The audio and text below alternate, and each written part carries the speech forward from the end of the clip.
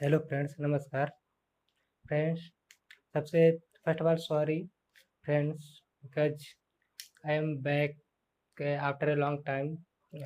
I was I was not feeling well, so but now I am fine, and I will try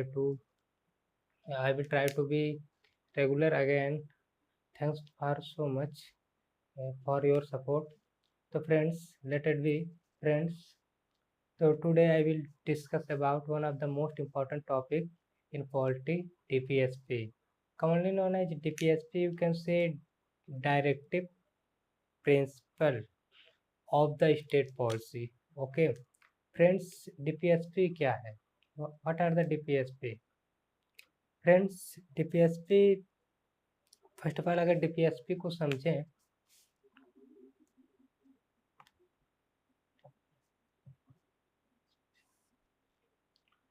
DPSP they are instruction or guideline given to Indian government. You can say instrument of instruction, मतलब एक दिशा निर्देश है, एक सलाह है, मतलब एक सलाह दिशा निर्देश दिया गया है कि सपोज दैट जैसे कि आप हो या मैं हूँ, मान लीजिए डोनेट करने के लिए बोल दिया गया डोनेट करो। अब आपके पास पैसा होगा तभी तो आप डोनेट करोगे। से मतलब आपकी मर्जी, आप करो या ना करो, मतलब डिपेंड ऑन योर, मतलब आपकी एज यू विश, आपकी मर्जी, आप करो या ना करो। ओके, तो ये है हमारा डीपीएसपी। डीपीएसपी में मतलब जैसे कि एक कॉन्स्टिट्यूशन की तरफ से गवर्नमेंट को एक गाइडलाइन दी गई है कि आपको ये फॉलो करो या ना करो। आपको एक सलाह दी गई है कि एक वेलफेयर स्टेट की स्थापना करने के लिए। जैसे कि हमारा ये है, मान लीजिए जो हमारा डीपीएसपी है, आप हमें, I hope did you got it, आपको समझ में आ गया होगा डीपीएसपी क्या है। डीपीएसपी जैसे कि हमारा फंडामेंटल, मतलब they are not enforceable, you can not go to the court. आप कोर्ट नहीं जा सकते, ये न्याय उचित नहीं है। क्यों नहीं है? क्योंकि जिस प्रकार से आप फंडामेंटल राइट पढ़ रहे थे, जो कि पार्ट 3 में है, भाग 3 में है, तो उसमें ये था कि फंडामेंटल राइट जो था फोर्सेबल था, इनफोर्सेबल था, कि आप you can go to the court and knock the supreme court.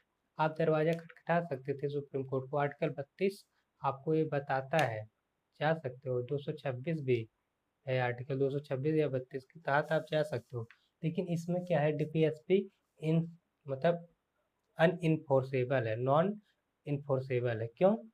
क्योंकि डीपीएसपी जो है, इसमें सपोज दैट में आपको, अगर जैसे आप कमा रहे हो, ठीक है, आप कमा रहे हो, आपकी फैमिली चल रही है, लेकिन आप नहीं कमा रहे हो तो आपकी फैमिली, मतलब आप सपोज दैट काम नहीं चला तो आप फैमिली कैसे फोर्स करेगी कि भैया जाओ कमाओ कुछ, ये सब चीज़ें, वो भी तो लाचार ही बैठेगी फैमिली ही, कुछ नहीं कर पाओगे ना आप कमाओ या ना कमाओ, डिपेंड ऑन।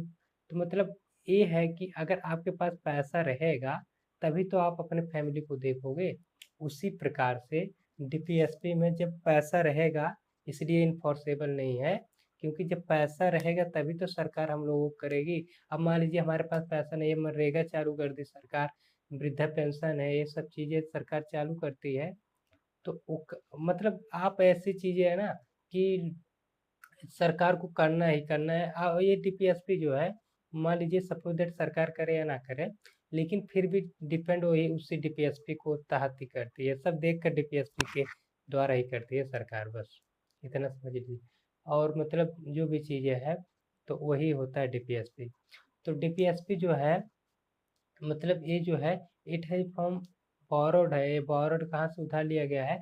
आयरलैंड के कॉन्स्टिट्यूशन से, आयरिश, ठीक है, आयरिश कॉन्स्टिट्यूशन से बोरो किया गया है 1938 में, ठीक है।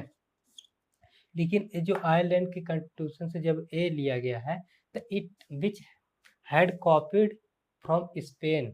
ये जो चीज़ें हैं आयरिश वाले, कहाँ, जो आयरलैंड का कॉन्स्टिट्यूशन था, ये कहाँ से लिया गया था? ये कहाँ से लिया? ये स्पेन से ले लिया, ठीक है, स्पेन के कॉन्स्टिट्यूशन से, स्पेनिश स्पेनिश कॉन्स्टिट्यूशन से ले लिया गया है। ठीक है, आपको समझ में आ गया, स्पेन। और फिर इसके बाद हमारा ये आपको समझ में आ गया होगा डीपीएसपी अच्छे से। फिर इसके बाद जो आर्टिकल हमारा 36 टू 51 है। फिर जो हमारा डीपीएसपी है, डीपीएसपी बहुत इम्पोर्टेंट है। जब सरकार while making laws and policy, जब सरकार पॉलिसी या नीति कोई भी चीज़ें बनाती है तो उसमें क्या है, डीपीएसपी मतलब बहुत मददगार होता है। उसको ध्यान में keep in mind, should keep in mind government, इसको दिमाग में रखते हुए बनाएगी। और जो डीपीएसपी है ना, डीपीएसपी को डॉक्टर अंबेडकर ने नोबल बोला है, नोबल ऑफ द कॉन्स्टिट्यूशन। ठीक है, नोबल ऑफ द कॉन्स्टिट्यूशन बोला है डॉक्टर अंबेडकर ने। और उसके बाद हमारा ये डीपीएसपी जो है ना, एक बहुत फेमस ग्रानविल ऑस्टिन थे, मतलब बहुत अच्छे फिलोसोफर थे बोल सकते हो आप, है दार्शनिक थे। उनको बहुत इंटरेस्ट था इंडियन पॉलिटी में। तो उन्होंने डीपीएसपी को क्या बोल दिया, डीपीएसपी को उन्होंने बोला कंसाइंस, उन्होंने डीपीएसपी को कंसाइंस बोलना, चेतना बोल दिया, चेतना बोल दिया। ठीक है, ये चीज़ें इंपॉर्टेंट है, एग्जाम में आता है। फिर जिस प्रकार से डॉक्टर अंबेडकर ने आर्टिकल 32 को heart and soul of the constitution बोला, आर्टिकल 32 को उसी प्रकार से इसे नोबल बोल दिया था, इसीलिए तो इसको नोबेल बोला अंबेडकर ने। और डीपीएसपी जो है, ये सब चीज़ें समझ में आ गया। और एक क्यों है, प्रजातंत्र, यू कैन से मतलब वेलफेयर स्टेट को स्थापित करने के लिए डीपीएसपी, मतलब सबके भलाई के लिए बना है। तो इसमें इतना आपको समझ में आ गया होगा। तो क्लासिफिकेशन ऑफ डायरेक्टिव प्रिंसिपल अगर आप पढ़ोगे, क्लासिफिकेशन ऑफ, एक मतलब पार्ट 4 में है। ठीक है, और जो वो था पार्ट मतलब 3rd में था, fundamental rights. And part 4 capital में कौन से, फंडामेंटल ड्यूटीज। ठीक है, ऐसे ही अगर आपको जल्दी पढ़ना है ना कोई पॉलिटी, तो आप डायरेक्ट ऐसे पढ़ो, फंडामेंटल राइट, डीपीएसपी, फिर उसके बाद फंडामेंटल ड्यूटीज, फिर ऐसे, फिर उधर प्रेसिडेंट हो गया, प्राइम मिनिस्टर हो गया, चीफ मिनिस्टर, ऐसे पढ़ोगे लक्ष्मीकांत तुरंत खत्म हो जाएगी। तो फिर आपको ये समझ में आ गया होगा, I hope did you got it. इसके बाद अगर आगे बढ़ें तो हमारा जो है आर्टिकल 36 टू 51, तो इसमें जो अगर क्लासिफिकेशन ऑफ डायरेक्टिव प्रिंसिपल को देखेंगे तो हमारा पहला जो आ जाता है सोशलिस्ट है,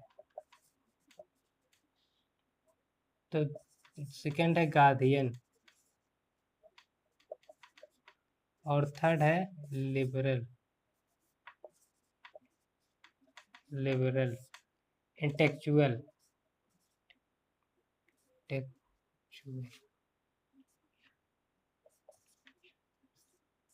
इंटेलेक्चुअल एक्ट, कुछ ऐसे है। ठीक है, आपको ये चीज़ें 3 है। अब सोशलिस्ट गार्डियन ए, तो इसमें 36 टू 51 में आ जाएगा। और हमारा 36 और 51, तो 36 में क्या है, हमारा आर्टिकल 36 जो है ना, 36 जो है ये बताता है हमें कि डिफिनेशन ऑफ स्टेट, जो कि हमारा जो पार्ट 3 में है, पार्ट 4 में सेम एज इट इज जैसे ही दे दिया है दोनों डिफिनेशन। तो कोई ज़रूरत नहीं है, आप मतलब एक आर्टिकल 36 छोड़ देना, 37 से पढ़ लेना, जो भी हो में 20 ये चीज़ें है। ठीक है, अब मैं इसको विस्तार से बताऊंगा बिट ट्रिक के साथ, जो हमारा ये है आर्टिकल। बाकी वीडियो बहुत लंबी हो जाएगी। थैंक्स फॉर वाचिंग, क्योंकि ये मेरी फर्स्ट, अभी इतना दिन से मैं तो वीडियो नहीं बना रहा था, तबीयत खराब थी, और इतना अभी तो व्यूज कम आएगा। तो thanks for watching my video, see you again.